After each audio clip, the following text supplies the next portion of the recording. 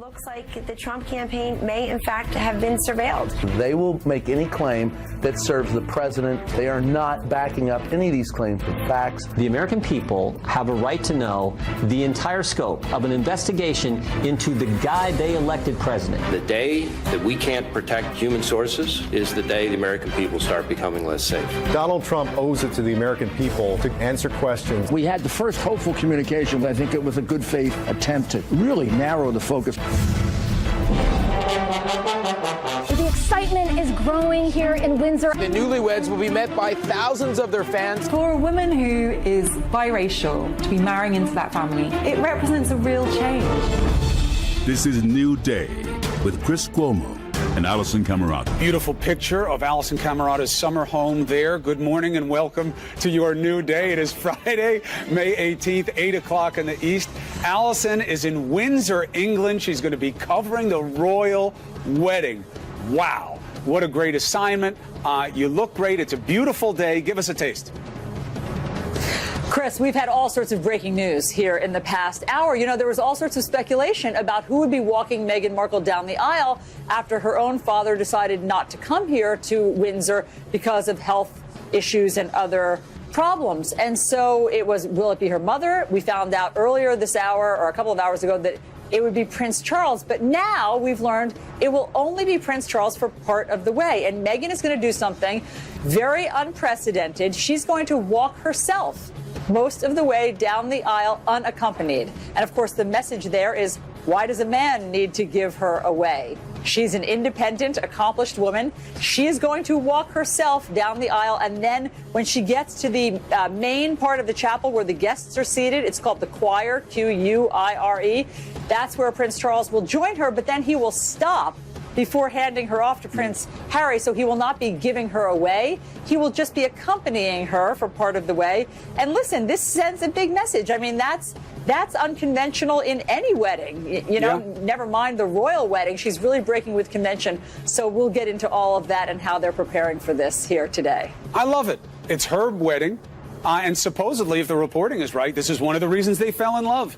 She has her own mind. She has her own way. She doesn't need anybody to walk her down the aisle, but she will meet the man at the end of it that will make the rest of her life as they come together and start a family. Great reporting. Thank you, Allison. If you missed last hour of New Day, you missed a lot. We had a very deep, comprehensive interview with President Trump's attorney, Rudy Giuliani. He really did, I think, the deepest job so far of letting you inside his head and the president's head of why they believe what they do about the Mueller investigation. He gave us new information about a potential interview. That there really is negotiating going on, if you are to hear it from Rudy Giuliani. Some things have been taken off the table. He made very strong legal arguments about what he thinks Mueller's power over the president is legally and is not. He also tried to zero in on this reporting from the Washington Post, the New York Times, CNN, and others about this alleged FBI informant. The president says, and Rudy seemed to echo, that they believe the campaign was spied on. Did he make a compelling case?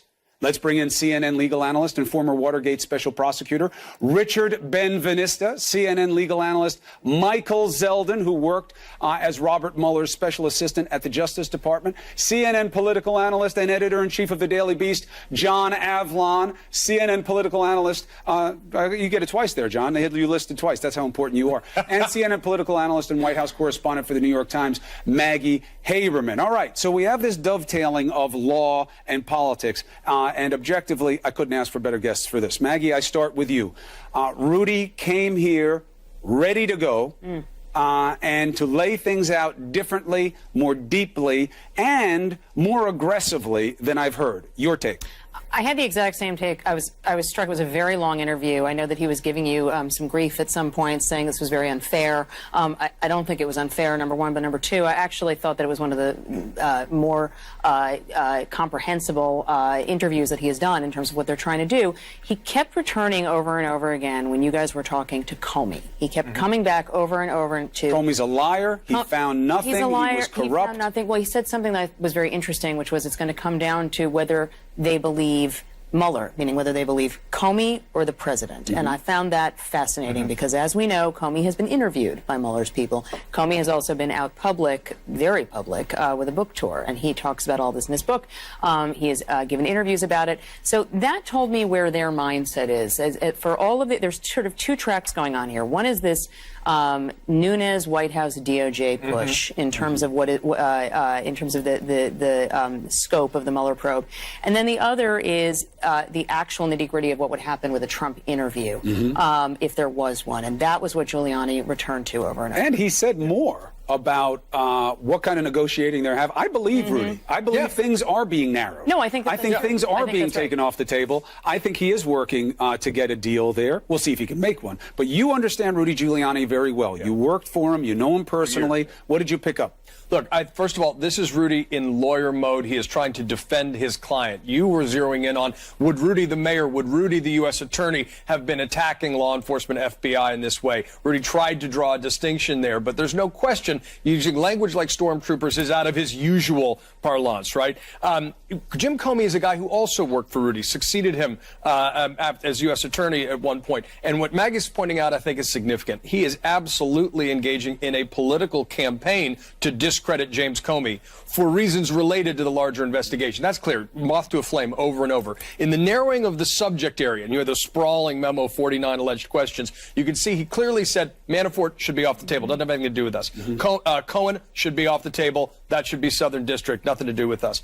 Left unsaid is questions about the money and President Trump's red line that he mentioned to Schmidt in the New York Times. And that's sort of implicitly being off the table, too. If they want to focus on the question. I pushed Rudy on that, and it's interesting. He didn't go red line. He went, well, Mueller says it's not part of his probe. If he's telling the truth, we're fine. So he's putting it on him as opposed to saying this is a no-go for us. And he's not dealing with the contradictions of the president's own statements around Comey and the firing. And that's going to be a problem if he's pressing him to interview. The other thing that I was really struck by in terms of, and I do believe him in terms of that this is what they are saying, or some form of what they are saying to him. It is such a shift in strategy. I continue to be struck by this. There was nothing that would have been said by the president's former team about what they were hearing from Mueller. And this isn't, this is not, the president is taking care of the antagonism. Giuliani is trying to be, he's going back and forth between sort of somewhat antagonistic and being very respectful. But he's basically just saying, here's the information, because he knows that Mueller's folks are not going to confirm or deny it. Doing the same thing with the media. On the one hand, he's saying we have to believe the New York Times, even though the president always trashes them. And then he came at me for being unfair, even though, look, Rudy Giuliani knows that's not true. He comes to his interview with me for a reason. He knows I'm going to be fair to him. Richard Benveniste. Now, there was a lot of legal theory thrown out there. But his main points are they found nothing at the FBI, yet started a probe anyway, and that this probe is rotten from the beginning. Salient points, or do you have pushback? Absurd. What we have is documented evidence that the Russians interfered in our election. Is the FBI supposed to sit idly by in a corner somewhere with their hands folded and their thumbs in their mouth?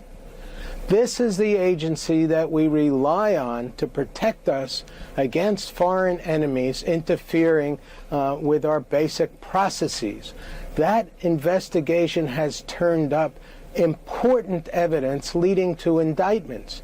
Now, it's not concluded yet, but Rudy, were he U.S. attorney or working in the U.S. attorney's office, as we did together, would jump at the chance to investigate this. It is of utmost importance to continue that investigation, and to its conclusion, what the president has masterfully done is create all sorts of diversions, leading the public away from the central question: why won't he give testimony under oath? Why won't he answer questions?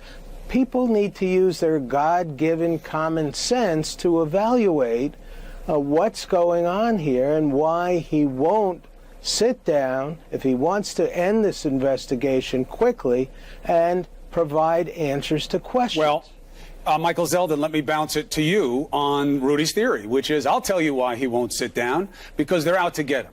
because, as Maggie says, it's going to be Comey's word against Trump's, and this is a perjury trap. Rudy said many times the president will tell the truth, but he then echoed it by saying, and he will not deviate from what he has said publicly already. The problem is he's bounced all over the place publicly on some of these main issues. So what was your read on that? Well, my first read was that Rudy Giuliani should not be giving interviews because he is not helping his client legally. And to reveal the nature of his communications, and I don't think it's him who's talking to Mueller in the first place, but to reveal the nature of the communications between the real lawyers on the team and Mueller, I think, does his client a disservice. They would be much better off talking in private about the narrowing of scope, the timing, the duration, and all that stuff, and we can learn about it after they've reached a deal. He doesn't need to air the conversations at this point. So overarchingly, I think he does his client no good coming on television. It's good for us, but it's not good for his client. Second, with respect to the question of a perjury trap, we always have to remember what a perjury trap is. It's a form of entrapment where a prosecutor inappropriately brings a witness in for the sole purposes of getting them to commit perjury. That is not what is going on here. What is going on here is the bona fide desire of Robert Mueller to speak to a witness who has important information to provide regarding a counterintelligence investigation that he has taken over.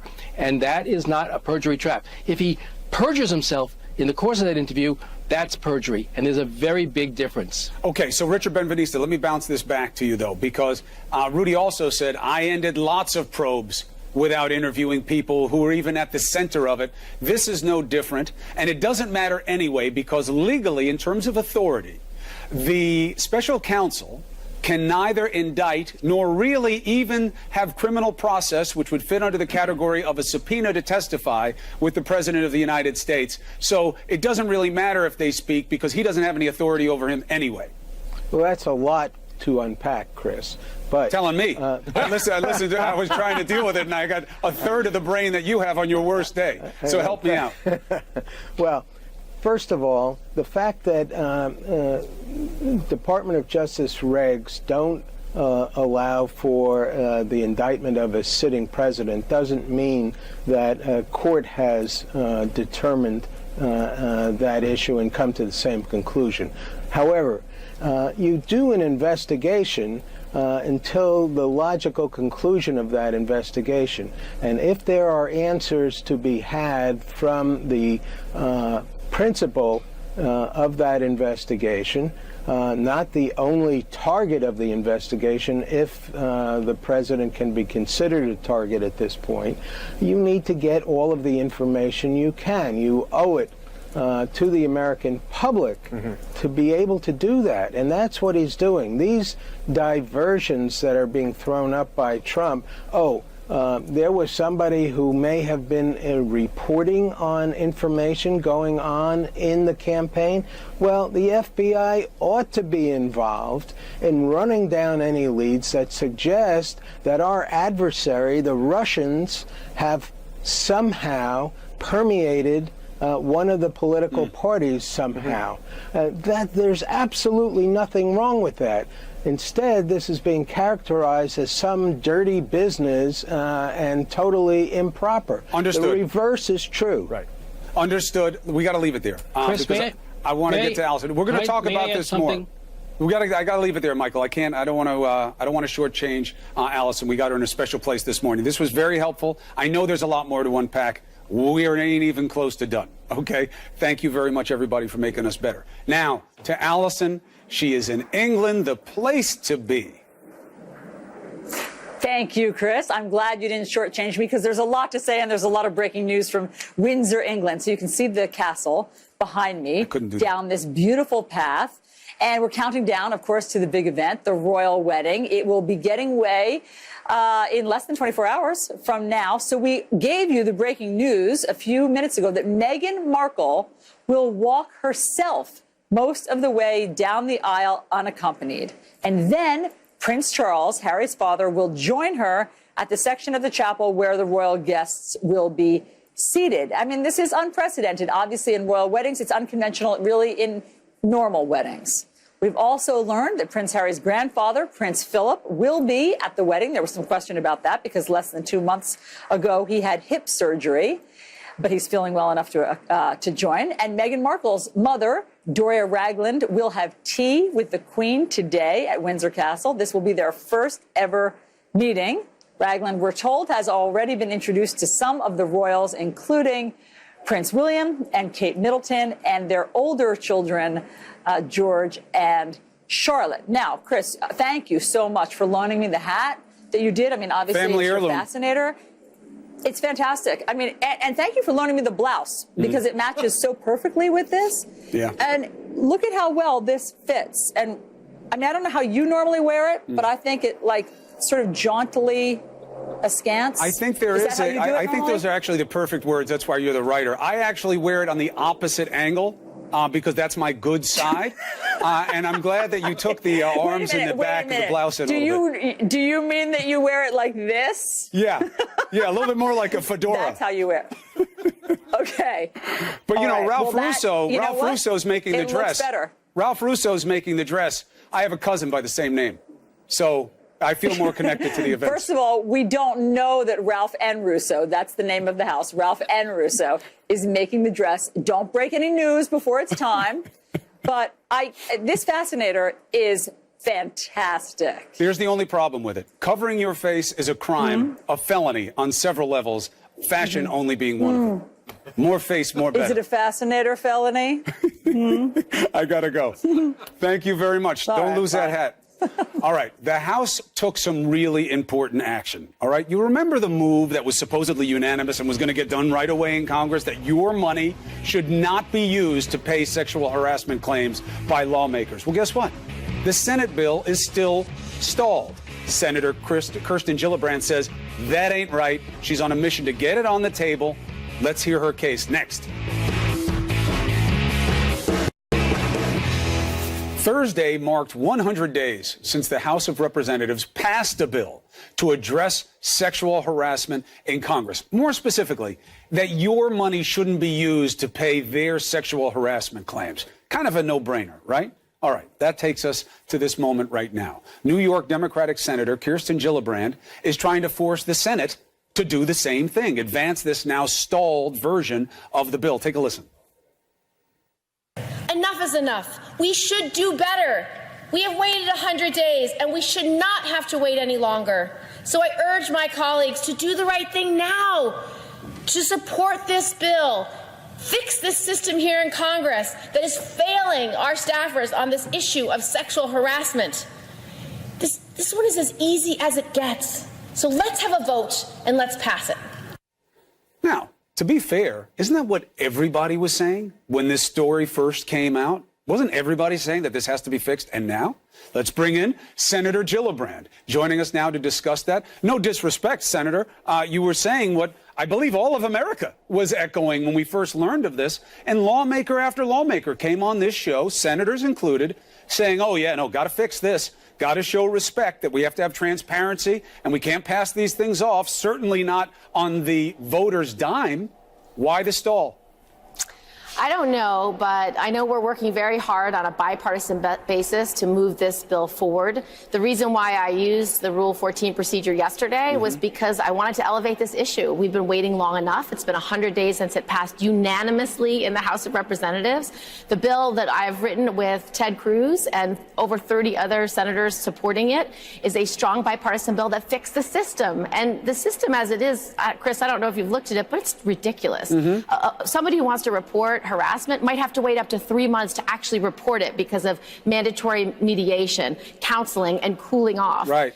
So that has to change. And also, no taxpayer should be left holding the bag when a member of Congress engages in harassment and finds a settlement. It has to be their own money if they are found responsible for harassing a staff member. Boy, and I'll tell you, when you hear Ted Cruz and Kirsten Gillibrand in the same sentence, and it's not that, you know, you guys are at each other's throats, you're working on the same thing. It just lets you know what a no-brainer this is. And the idea of waiting to cool off, haven't we learned that the opposite is true? That time is the enemy of transparency. Time is the enemy of victims in these situations, that there should be urgency, not cooling off? Well, the current system is clearly designed, as many other institutions have designed their systems, to protect predators and to protect the powerful. And as the Me Too movement has gone across this country, each institution is trying their best to change the rules, to hold perpetrators accountable, to create transparency and accountability. And Congress should be not left behind on this. Congress should be at the forefront. And so that's why this bill is important. And I have hope, though, Chris, because I know that Senator Klobuchar and Senator Blunt have been working really hard moving this forward. Right. And now we have an opportunity, hopefully, to reach a final deal in the next week to actually pass this bill. All right, so help me understand a little bit of the politics here, because, look, I'm not one who likes to trash people in public service. Obviously, my family stands as a different testament to that. I believe that most of you are down there trying to do the right thing. So the politics seems to be that the leadership likes the Klobuchar bill and not your bill, and they say, well, we're already working on a bill? What is it? It's the same bill. It's all the same ideas. It's getting rid of the 3-month delay. It's making sure that members of Congress pay for any settlement that's found against them. And so it's the same idea. It's the same reform. We are hoping that in this 11th hour that our Senate colleagues can come together and make a final decision about a final bill to vote on it. But make no mistake, it's the same bill. We've been working on the same issues for a very long time. And because it's widely bipartisan, it's something that we should get an up or down vote on. It's that simple. All right. Well, look, we will stay on this. This is not partisan. This is about people and protecting them. We'll stay on it. There has to be a vote. There has to be a debate. People have to be able to see it. So you're welcome here anytime. As is Senator Cruz. I'll pass that along to him as well. Please do the same. One thing while I have you. The change in funding by the government that may affect Planned Parenthood. Tell us about it. What's your concern? Well, it's a direct hit on Planned Parenthood, which, as you know, Chris, provides health care services for millions of Americans who desperately need it, particularly low-income Americans. And so it's trying to defund Planned Parenthood. And I think this is an issue that should enrage the American public, particularly women, because it's an attack on them. I don't know why members of Congress feel like it's their job to tell women what to do with their health care. So it's really important that this is something we fight. We fight through all social media, that we fight at the ballot box. And the defense that it's just an extension of the Hyde Amendment, Senator, the extension that they're just doing what government says they can do through law, which is we don't fund things where abortions are provided. Right, but it's going much further. So today, Planned Parenthood might spend 3% of their budget on abortion services. Everything else is reproductive care, birth control, cancer screenings. But because that entity provides it somewhere else and no federal money goes to it, this new rule is going to say if you provide it anywhere that you can't actually get federal funding. It would devastate health care for women, because those millions of people who receive health care through Planned Parenthood could be defunded. All right. It's a serious blow. Senator, and we should fight back, all of us. Understood. We will test it. We'll have people coming on who want it, because that's a way for people to learn about it. You're welcome here to discuss it anytime. Thank you for joining us this Friday morning. Thanks, Chris. All right, be well. Excitement is building worldwide. Tomorrow is the royal wedding. We've got Allison Camerata in Windsor in front of her summer home. No, that's the castle. We're going to check in with her right in a moment. Please stay with us.